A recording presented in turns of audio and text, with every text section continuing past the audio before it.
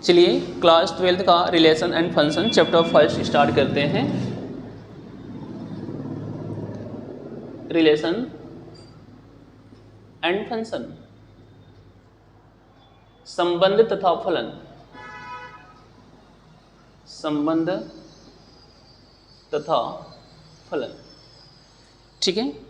तो संबंध तथा फलन हमें पढ़ने के लिए हमें 11th में भी पढ़ाया गया होगा कि संबंध और फलन क्या होता है, तो वहाँ पे थोड़ा ही पढ़ाया गया होगा। उसके बाद हमें जहाँ पे 11th में ख़त्म होता है उसके बाद से हमें 12th में पढ़ना होता है, ठीक है। तो हमें अगर यहाँ पे समझना है तो हमें एक बार 11th का रिवाइज होना बहुत आवश्यक है। तो चलिए हम पहले एक बार 11th से रिवाइज करते हैं और फिर उसके बाद से हम अपने इस टॉपिक पे आते हैं।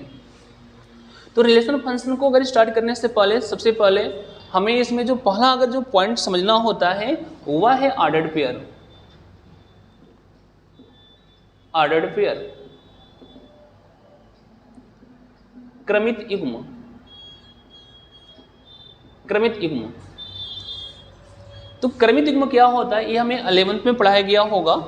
तो ऑर्डर्ड पेयर क्या होता है, तो देखिए अगर कोई भी दो संख्या है, जैसे मान लीजिए ए और बी कोई दो संख्याएं हैं, तो इन दोनों संख्याओं को अगर हम इस तरह से स्मॉल ब्रैकेट में अगर हम ऐसे अगर लिख देते हैं तो यह क्या कहलाएगा, एक क्रमित युग्म कहलाता है। अर्थात कह सकते हैं कि दो संख्याओं का ऐसा जोड़ा जो एक निश्चित क्रम में लिखा गया हो क्रमित युग्म कहलाता है। तो अगर ए और बी कोई दो संख्याएं हों और उसको अगर हम इस तरह से स्मॉल ब्रैकेट के अंदर अगर लिख देते हैं और बीच में कॉमा लगा देते हैं तो ये जो संख्याओं का जो जोड़ा लिखा गया है ये एक क्रमित युग्म कहलाता है, ठीक है। अगर मान लीजिए इसमें अगर हम बी को पहले लिखें और ए को बाद में लिखें तो दूसरा जो क्रमित युग्म होगा वह इस तरह से प्राप्त होगा। और ये जो ए कमा बी है और ये जो बी कमा ए है ये दोनों अलग अलग हैं, ये दोनों आपस में बराबर नहीं हो सकते। अर्थात ये कह सकते हैं कि ए कमा बी और बी कमा ए ये दोनों आपस में बराबर नहीं हैं। अब कैसे इसको समझेंगे, तो निर्देशांक ज्यामिति में हमने जितने भी बिंदुओं का निर्देशांक पढ़ा हुआ है वे सब के सब एक क्रमित युग्म को व्यक्त करते हैं। निर्देशांक ज्यामिति में जैसे मान लीजिए हमने पढ़ा हो किसी बिंदु का निर्देशांक 3,2, 2,5 है ना, -1,7, ऐसे बहुत सारे बिंदुओं के निर्देशांक पढ़ा हुआ है। और देखिए ये सब के सब इसी तरह तो हैं, अर्थात ये सब के सब क्या है, एक क्रमित युग्म को व्यक्त करते हैं। और ये जितने भी बिंदुओं के निर्देशांक लिखे गए हैं इसमें जो पहला घटक है इसको हम x निर्देशांक और दूसरा वाला जो घटक होता है इसको हम y निर्देशांक कहते हैं। अर्थात पहला घटक x निर्देशांक को और दूसरा घटक y निर्देशांक को प्रकट करता है, ठीक है। अब मान लीजिए कि यहाँ पे जो a comma B is not equal to B comma जो हम कह रहे हैं, तो मान लीजिए यहाँ पे कोई बिंदु हमने लिया 3,2, तो क्या 2,3 के इक्वल होगा, तो कहेंगे बिल्कुल भी नहीं होगा। क्योंकि अगर हम दिखाएंगे, अगर हम इसको इसका ग्राफ खींचें x एक्सिस y एक्सिस, तो 3,2 यानी x की वैल्यू 3, y की वैल्यू 2, मान लीजिए 1, 2, 3 हो गया और y पे 2, 1, 2 हो गया। तो हम इसको अगर बढ़ाएंगे तो ये जो पॉइंट होगा ये पॉइंट हो जाएगा 3,2। लेकिन अगर इसकी बात करें तो 2x पे 2 और y पे हम मान लीजिए 3 कर लेते हैं, तो इसको बढ़ाएंगे तो ये पॉइंट हो गया 2,3। तो दोनों का जो पोजीशन है वो डिफरेंट है। तो इस तरह से कह सकते हैं कि 3,2 और 2,3 ये आपस में इक्वल नहीं होगा, ठीक है।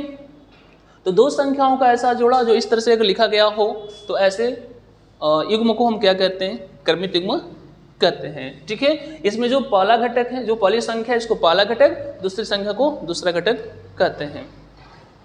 अब और इसमें हमको ये समझना है कि अगर कोई दो क्रमित युग्म दिया हुआ है कि a कमा b और दूसरा है c कमा d, अगर ये आपस में बराबर हैं तो पहला घटक पहले के बराबर होता है, दूसरा घटक दूसरे के बराबर होता है। अर्थात ये कह सकते हैं ये जो है ये c के बराबर होगा और जो b है ये d के बराबर होगा, ठीक है। अब हमें ये समझना है कि अगर कोई, ये तो हमने 2 डायमेंशनल में सीखा, अगर ऐसे कहीं 3 डायमेंशनल में दिया हो कि x, y, z अगर ये बराबर हो a b c के, तो यहाँ पर भी वही कंडीशन लगेगा। है ना, कि यहाँ पर भी वही चीज़ लगेगा कि पहला पहले के बराबर, दूसरा दूसरे के बराबर और तीसरा तीसरे के बराबर होगा। यानी x बराबर हो जाएगा a के, y बराबर हो जाएगा b के, और z किसके बराबर हो जाएगा, तो z बराबर हो जाएगा c के। ठीक है, तो यहाँ पे हमने ये सीखा ऑर्डर्ड पेयर में।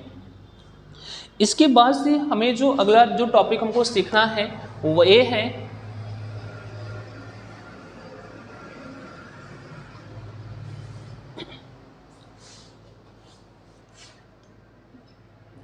कार्टेशियन प्रोडक्ट ऑफ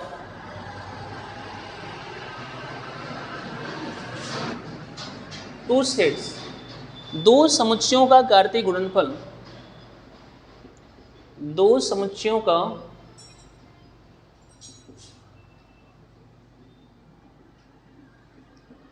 कार्तीय गुणनफल, ये पढ़ना है हमको। दो समुच्चयों का कार्तीय गुणनफल। देखिए हमें दो समुच्चयों का कार्तीय गुणनफल कैसे लिखते हैं, तो दो समुच्चय का अगर कोई मान लीजिए दो समुच्चय है ए और बी, जैसे मान लीजिए दो समुच्चय हमने यहाँ पे लिख लिया, एक मान लीजिए हमने x y z लिख लिया और दूसरा जो समुच्चय है हमने इसमें लिख लिया 1 2 3। ठीक है, हमने यहाँ पे दो समुच्चय लिख दिया और हमें यहाँ पे क्या करना है, a और b का कार्तीय गुणनफल करना है। तो a और b का जो कार्तीय गुणनफल होता है हम उसको इस तरह से लिखते हैं और इसे हम पढ़ते हैं a क्रॉस b। क्या पढ़ते हैं, a क्रॉस b पढ़ते हैं इसको। ठीक है, और a क्रॉस b कैसे निकालते हैं आप इसको एग्जाम्पल से समझिएगा। हम क्या करेंगे, अगर हमको a क्रॉस b निकालना है यानी हमें a और b का गुणा करना है, तो गुणा करने का मतलब जैसे हम लोग पढ़ते हैं जनरल जो अंकगणित में मैंने पढ़ा हुआ है कि 2 गुणे 3 6, हमको ऐसे नहीं पढ़ना है। हमें यहाँ पे क्या करना है कि पहले समुच्चय a को लिखना है, फिर समुच्चय b को यहाँ पे लिखना है, और यहाँ पे जो समुच्चय a है इसके प्रत्येक एलिमेंट को उठाएंगे। जैसे मान लीजिए एक एलिमेंट को उठाएंगे और इसके सभी एलिमेंट के साथ क्या बनाएंगे, जोड़ा बनाएंगे। इसी तरह से दूसरे वाले एलिमेंट को सबके साथ जोड़ा बनाएंगे, इसी तरह से तीसरे वाले एलिमेंट को सबके साथ जोड़ा बनाएंगे और लिखेंगे यहाँ पे। तो x को a के साथ जोड़ा बनाएंगे तो क्या बनेगा, x कमा, यानी इस तरह से एक ऑर्डर पेयर बनेगा। ऐसे अगर दूसरे के साथ लिखेंगे तो x कमा 2, अगर 3 के साथ लिखेंगे तो x कमा 3 बनेगा। अगर हम y की बात करें तो y का सबके साथ जोड़ा कैसे बनेगा, तो y कमा 1, y कमा 2 और y कमा क्या होगा 3 होगा। और इस तरह से हम z की बात करें तो क्या बन जाएगा, z कमा 1, z कमा 2 और z कमा 3। तो इस तरह से हम क्या हो गया कि हमें यहाँ पे a क्रॉस b निकल गया। ठीक है, तो अगर कोई दो समुच्चय दिया हुआ है a और b तो उसका हम कार्तीय गुणनफल कुछ इस तरह से करते हैं। अब यहाँ पे एक चीज समझिएगा, अगर मान लीजिए a क्रॉस b यहाँ पे निकल गया और अगर प्रश्न में कहा दे कि b क्रॉस a निकालो, तब क्या करेंगे, तो ये जो ऑर्डर पेयर या तो आप b को पहले a को बाद में रखकर फिर यही काम करो, या a क्रॉस b निकाल लिए हो और उसी प्रश्न में b क्रॉस a भी पूछ रहा है तो बस इस ऑर्डर पेयर को क्या करेंगे, चेंज कर देंगे। यानी जो x कमा 1 लिखा गया है इसको आप 1 कमा x लिख देना, इसको आप 2 कमा x लिख देना, इसको 3 कमा x कर देना। ये क्या हो जाएगा, 1 कमा y हो जाएगा। इसको क्या लिखेंगे 2 कमा y, इसको क्या लिखेंगे 3 कमा y, इसको क्या लिखेंगे 1 कमा z, इसको क्या लिखेंगे 2 कमा z, इसको क्या लिखेंगे 3 कमा z। मतलब ये जो ऑर्डर्ड पेयर है ना, इस ऑर्डर्ड पेयर का जो क्रम है ना वो क्या होगा, बदल जाएगा। ठीक है, तो हमें यहाँ पे अब इसको डिफिनेशन में अगर समझना हो तो इसका डिफिनेशन हम कैसे समझेंगे, तो इसका डिफिनेशन हम ये समझेंगे कि दो समुच्चयों का कार्तीय गुणनफल क्या होता है। तो दो समुच्चयों का कार्तीय गुणनफल उन सभी क्रमित युग्मों का समुच्चय होता है ना, इसको हम सच डेट पढ़ेंगे। उन सभी क्रमित युग्मों का समुच्चय होता है जिसका पहला घटक समुच्चय A का अवयव होता है और दूसरा घटक समुच्चय B का अवयव होता है। तो ये हमको समझना है कि A क्रॉस B का ये हमारा क्या हो गया, डिफिनेशन हो गया। और अगर हम इसको बोलना भी चाहे तो बोल सकते हैं कि दो समुच्चयों A और B का कार्तीय गुणनफल उन सभी क्रमित युग्मों का समुच्चय होता है जिसके पहले घटक समुच्चय A के एलिमेंट हो और दूसरे घटक समुच्चय B के एलिमेंट हो, जिसको हम क्या करते हैं, इस तरह से हम निकालते हैं। ठीक है, और भी हम यहाँ पे एग्जाम्पल ले सकते हैं। चलिए एक आध एग्जाम्पल और समझते हैं।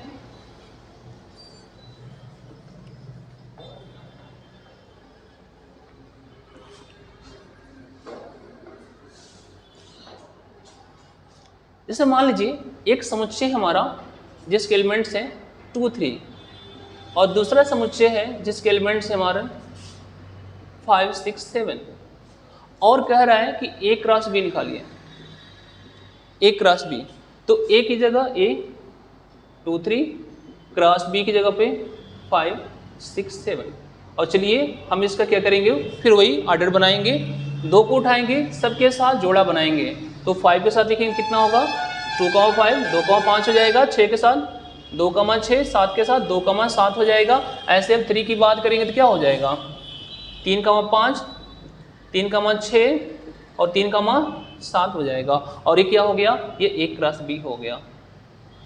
ठीक है, अब यहाँ पे A क्रॉस B से संबंधित कुछ और भी बातें जैसे समझना है कि अगर मान लीजिए कि number of A cross B अगर पूछता है कि मान लीजिए 2 समुच्चय दिया हो और A और B में कुछ एलिमेंट्स हैं, तो पूछे कि A क्रॉस B में कितने एलिमेंट्स होंगे, तो A क्रॉस B में एलिमेंट्स की जो बात होती है वो नंबर ऑफ A गुणे नंबर ऑफ B के बराबर होता है। तो number of A cross B equal to number of A गुणे नंबर ऑफ B।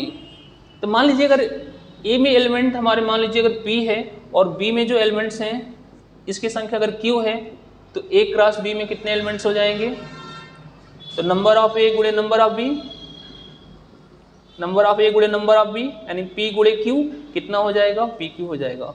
हम इसको अगर दूसरा नॉन वैल्यू से अगर समझते हैं, मान लीजिए एक समुच्चय A है जिसमें हमारे 5 एलिमेंट हैं और एक समुच्चय B है जिसमें हमारे 7 एलिमेंट्स हैं, तो पूछा जाए कि A क्रॉस B में कितने एलिमेंट्स होंगे, तो A क्रॉस B में तो जितने समुच्चय A में एलिमेंट्स होंगे उसका और जितने समुच्चय B में एलिमेंट्स हैं उसका दोनों का आपस में गुणा कर देंगे, तो A क्रॉस B में कितने एलिमेंट हो जाएंगे, तो 35 हो जाएंगे। तो देखो A में 5 एलिमेंट, B में 7 एलिमेंट, तो कितने हो जाएंगे A क्रॉस B में, 35 एलिमेंट्स हो जाएंगे। ठीक है, और भी कुछ बातें हैं समझते हैं। यहाँ पे दूसरा पॉइंट हम ये समझते हैं, तो ये तो हम A क्रॉस B कैसे निकालते हैं उसको समझ लिया। दूसरा ये समझते हैं कि जैसे मान लीजिए कि अगर A equal to 5 B equal to 5 मतलब क्या होता है, रिक्त समुच्चय, नल सेट। इस 5 की जगह पर हम ऐसे भी लिख सकते हैं, ठीक ना, खाली समुच्चय लिख सकते हैं केवल। हाँ, एक चीज़ ध्यान रखेंगे, आप यहाँ पे 5 यहाँ नहीं करेंगे, या तो ऐसे दिखाएंगे या तो ऐसे दिखाएंगे। ठीक है, तो अगर A 5 हो B 5 हो तब क्या होगा, तब A क्रॉस B भी कितना हो जाएगा, 5 हो जाएगा। ठीक है, अगर A रिक्त समुच्चय है और B भी रिक्त समुच्चय है तो A क्रॉस B भी क्या होगा, एक रिक्त समुच्चय हो जाएगा। ठीक है, इसे याद रखना है। जैसे हम लोगों ने पढ़ा हुआ है ना, अगर A गुणे B 0 कब होता है, तो A गुणे B 0 तभी होता है जब या तो A 0 हो या B 0 हो या दोनों क्या हो, 0 हो। तो दो संख्याओं का गुणनफल 0 तभी संभव होता है जब या तो पहली संख्या 0 हो या दूसरी संख्या 0 हो या दोनों संख्याएं अलग अलग 0 हों। ठीक है, तो हमें यहाँ पे A क्रॉस B से संबंधित कुछ बातें थी जो हमने यहाँ पे सीखा। अब इसके बाद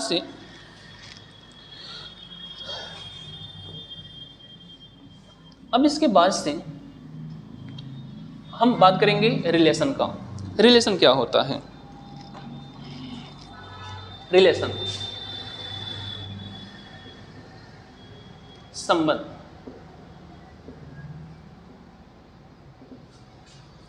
हम लोगों ने 11th में पढ़ा होगा रिलेशन क्या है। बिल्कुल हम कोशिश कर रहे हैं कि हम 11th से रिवाइज कर रहे हैं और आप इसको देख लीजिएगा कि 11th में ऐसे पढ़ाया गया होगा। ठीक है, तो रिलेशन क्या होता है, तो हमें समझना है कि संबंध किसे कहते हैं। तो देखिए, हम यहाँ पे कुछ चीज़ें लिखते हैं। जैसे मान लीजिए हमने लिखा कि x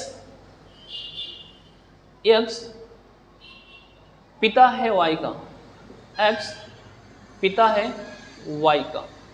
हम लिख रहे हैं x बड़ा है y से, x समांतर है y के, x पति है y का। यहाँ पे हमने ना x और y में कुछ, यहाँ पे देखिए कुछ हमने यहाँ पे कथन लिखा हुआ है और इसी कथन के द्वारा पता चल रहा है कि x और y में कैसा संबंध है ना। इसी कथन के द्वारा हमें पता चल रहा है कि x और y में क्या है, क्या संबंध है। तो हमें संबंध समझना है, तो संबंध की अगर डिफिनेशन की बात करेंगे तो कहेंगे कि वह नियम अथवा कथन जिसके द्वारा दो वस्तुएं, दो संख्याएं अथवा दो व्यक्ति एक दूसरे से जुड़े होते हैं उसी को क्या कहते हैं, संबंध कहते हैं। ठीक है, जैसे मान लीजिए यहाँ पर x और y, ये यहाँ पे एक शब्द है पिता। यानी इस कथन के द्वारा ही पता चल रहा है कि x किसका पिता है, y का। तो ये जो संबंध, ये जो कथन है ना, ये क्या कहलाएगा, एक संबंध कहलाएगा। x बड़ा है y से, तो यहाँ पे जो कथन बड़ा लिखा हुआ है ना, इसी से पता चला कि x क्या है, बड़ा है, यानी इसमें बड़ा और छोटे की बात कर रहे हैं। तो ये जो कथन है ना, ये क्या है, एक संबंध है। यहाँ पे किसका संबंध है, समांतर का है। यहाँ पे किसका संबंध है, पति का संबंध है। अर्थात कह सकते हैं अगर कोई भी दो संख्या या दो वस्तु या दो कोई भी व्यक्ति हैं, तो इनमें क्या संबंध है, हम इनमें क्या है हम नहीं बता सकते। तो इसके बीच में अगर हम जैसे कोई नियम, जैसे मान लिया हमने यहाँ पे बराबर लगा दिया, जैसे हमने बराबर का नियम लगाया तो पता चल रहा है कि x और y क्या है, बराबर है। अगर ये नियम नहीं लगाता तो पता ही नहीं चलता कि x और y के बीच में क्या संबंध है। ठीक है, तो अगर हमने मान लीजिए यहाँ पे ऐसे कर दिया तो इसी से पता चल रहा है कि x छोटा है और y क्या है, बड़ा है। तो संबंध की अगर बात करें तो कहेंगे कि वह नियम अथवा कथन जिसके द्वारा दो वस्तुएं, दो संख्याएं अथवा दो व्यक्ति एक दूसरे से जुड़े होते हैं, उसे हम क्या कहते हैं, संबंध कहते हैं। ठीक है, तो ये हमारा संबंध के बारे में हो गया। अब यहाँ पे समझना ये है कि जो कथन, यहाँ पे जो संबंध या कथन या जो नियम लिखे गए हैं जिसके द्वारा दो वस्तुएं, दो संख्याएं आपस में जुड़ी हुई हैं, इसको हम किसके द्वारा दिखाते हैं, तो r के द्वारा दिखाते हैं। तो जैसे मान लीजिए अगर यहाँ पे x पिता है y का, तो हम इसको दिखाना चाहें तो इस तरह से लिखते हैं x r y, जहाँ r का मतलब क्या है, पिता से है। और इसको पढ़ते हैं x is r related to y, x is r related to y, या इसको हम संक्षेप में कह सकते हैं कि x रिलेटेड टू y। ठीक है, हम कुछ भी ऐसे संक्षेप में अपनी सुविधा के लिए पढ़ सकते हैं। ठीक है, अब यहाँ पे इसको हम ऐसे भी लिख सकते हैं, या हम इसको लिख सकते हैं कि x, y belongs to r, है ना। यानी इसका मतलब कि x और y में किसका संबंध है, तो r का संबंध है।